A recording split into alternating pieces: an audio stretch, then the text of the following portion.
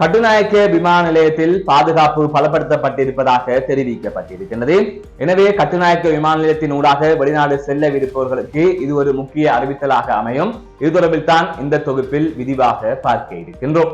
இலங்கையின் 9வது நிறைவேற்று அதிகாரம் கொண்ட ஜனாதிபதியை தேர்ந்தெடுப்பதற்கான வாக்கெடுப்பு இன்றைய தினம் இடம்பெற்றது. அதன் அடிப்படையில் நாடளாவிய ரீதியில் 80% அதிகமானோர் வாக்களித்திருப்பதாக தேர்தல்கள் ஆணைக்குழு அறிவித்திருக்கிறது.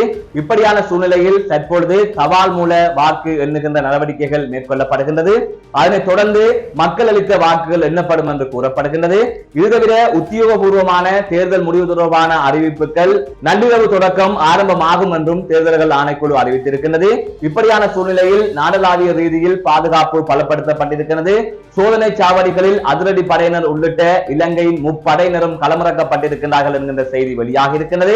இவ்வாறான சூழ்நிலையில் தான் கட்டுநாயக்க விமான நிலையத்தில் பாதுகாப்பு பலப்படுத்தப்பட்டிருப்பதாக கூறப்படுகின்றது.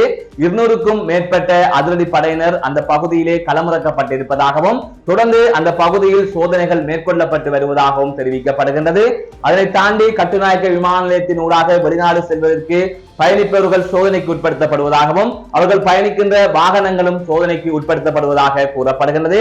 இவற்றை தாண்டி முக்கிய குற்றவாளிகள் நாட்டை விட்டு தப்பித்து ஓட நேரிடலாம் என்கின்ற பார்வையும் இதற்குள் இருக்கலாம் என்கின்ற கருத்துக்களும் கூறப்பட்டு வருகின்றது.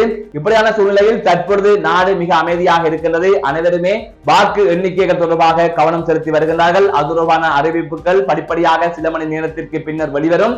நாளைய தினம் காலை வேளையில் யார் இலங்கையின் அடுத்த ஜனாதிபதி என்று தெரிந்துவிடும். அது தொடர்பான உத்தியோகபூர்வமான அறிவிப்புகள் நாளை மதியத்திற்கு பின்னர் வெளியிடப்படும். எனவே பொதுமக்கள் அனைவரும் அமைதியாக இந்த முடிவுகளுக்காக காத்திருக்க வேண்டும் என்றும் முடிவு அறிவிக்கப்பட்டதன் பின்னர் எந்த வேட்பாளரின் ஆதரவாளர்களும் குழப்பத்திலோ அல்லது அதீத கொண்டாட்டங்களிலோ ஈடுபடக்கூடாது என்கின்ற தகவலும் ஏற்கனவே கூறப்பட்டிருந்தமை குறிப்பிடத்தக்கது. மற்றொரு செய்தியாக முல்லைத்தீவு புதுக்குடியிருப்பு பகுதியில் ராணுவத்தினர் திடீரென வீதித்தடை அமைத்திருப்பதாக தெரிவிக்கப்பட்டிருக்கிறது.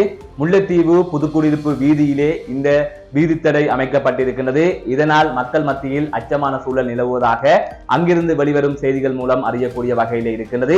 அதாவது பதட்டமான சூழல் ஒன்று அங்கு நிலவி இருக்கின்றது. இன்றைய தினம் வாக்குப்பதிவு இடம்பெற்றுக் கொண்டிருக்கின்ற சந்தர்ப்பத்தில் ஒரு கட்சியினர் தங்களது துண்டு பிரசுரங்களை வீதியில் வீசிவிட்டு சென்றதாக ஏற்கனவே செய்திகள் வெளியாக இருந்தது. அதனைத் தொடர்ந்து தற்பொழுது வீதித்தடை அமைக்கப்பட்டிருப்பதாக கூறப்படுகின்றது. இதற்கு முதல் கோவிட் காலங்களிலும் ஆதித்த ஞாயிறு தாக்குதல்களின் போது அங்கு வீதித்தடைகள் அமைக்கப்பட்டிருந்தது. தற்பொழுது மீண்டும் அமைக்கப்பட்டிருக்கிறது.